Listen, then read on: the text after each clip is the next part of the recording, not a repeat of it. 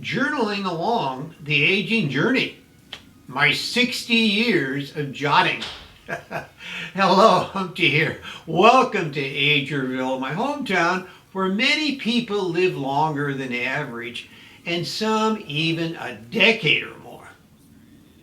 This is the chair where I try to spend time each day monitoring my thoughts, counting my blessings, practicing stress reduction methods like mindfulness meditation and breath control. I call it just sitting. I sit and enjoy each moment peacefully. Join me. Today, we'll talk about another method of really relaxing called journaling. I'm sure you know about it. Sometimes I think I invented the practice of journal writing as a self-help strategy. I started my journaling in the mid-1960s. But no, I didn't really invent journaling, just like Al Gore didn't invent the internet. He was misquoted, by the way. While journaling has been practiced for centuries, it has become more popular as a self-help technique in recent decades. Well, I didn't discover it. I definitely created a life-altering journaling routine for myself, beginning years before it became an accepted practice in psychology and personal growth. In this video, I'll trace the history of journaling therapy. I'll also share some of my early experiences in journaling. I'll suggest some options for you to consider, which can become a literary pal in the growth of your Positive AGER Lifestyle in the Really Relax Challenge. According to the Center for Journal Therapy, Dr. Ira Pragoff, a psychologist in New York City, began teaching workshops on journaling in the 1960s after he recognized it as a valuable therapy technique for his clients.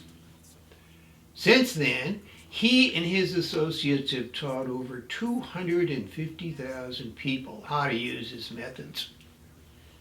In 1977, Christine Baldwin from Minneapolis wrote a book on journaling based on classes she had been teaching. In Los Angeles during the 70s, Tristina Rayner wrote The New Diary, which was a resource for many years in using a journal for self-discovery and exploration.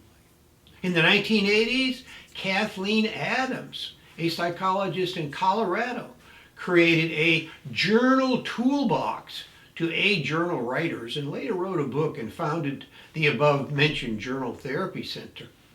There were many individuals investigating the benefits of journaling during these years. Research has been very supportive of journaling as a means of self-understanding and stress reduction. Dr. James Pennebaker, a Texas psychologist, has demonstrated that journal writing also has physical contributions, health-wise. His research indicates positive effects on the immune system in fighting disease.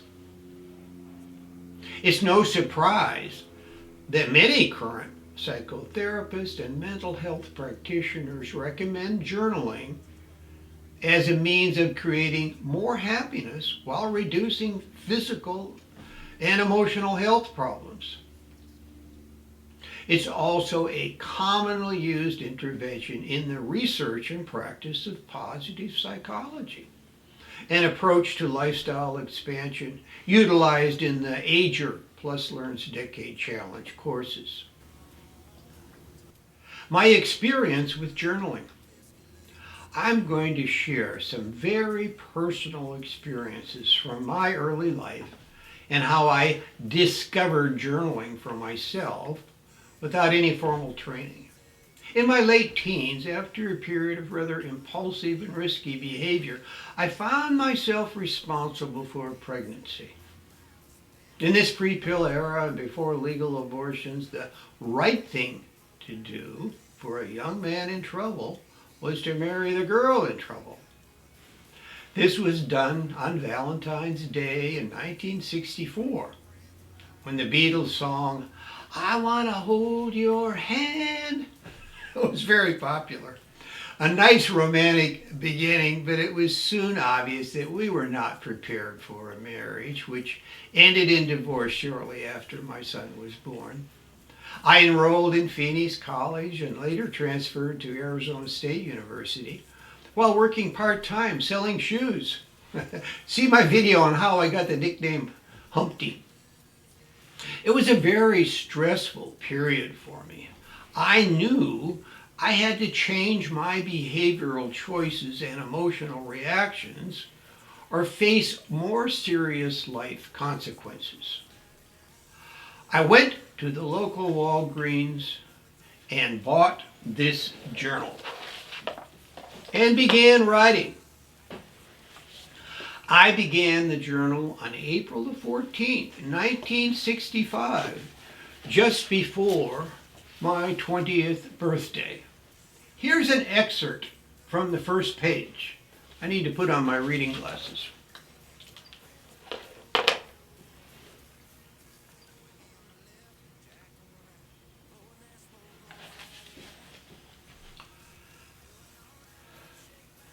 I have several reasons for this log.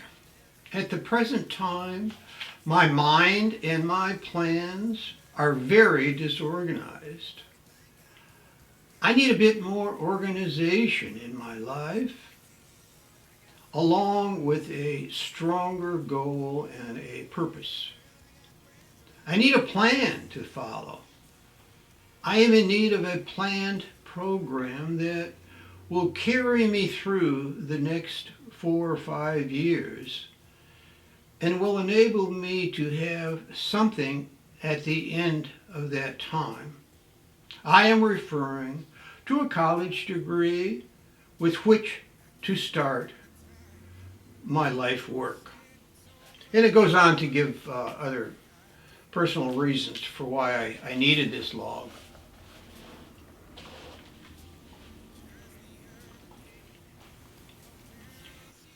During my early journaling years, I had no idea that a psychologist, Dr. Progoff, was developing a formal method of written expression and evaluation that would start a self-help phenomenon. I just knew it helped me stay focused on my goals and gave me some relief from stress and emotional pain. I was to keep up this writing habit for many years through obtaining custody of my son, early career as a teacher, finishing my doctorate in educational psychology at NAU and beyond. Okay, here are some other volumes from over the years. I still write today. I've got a more simple system, just a loose leaf binder. I call it my life log.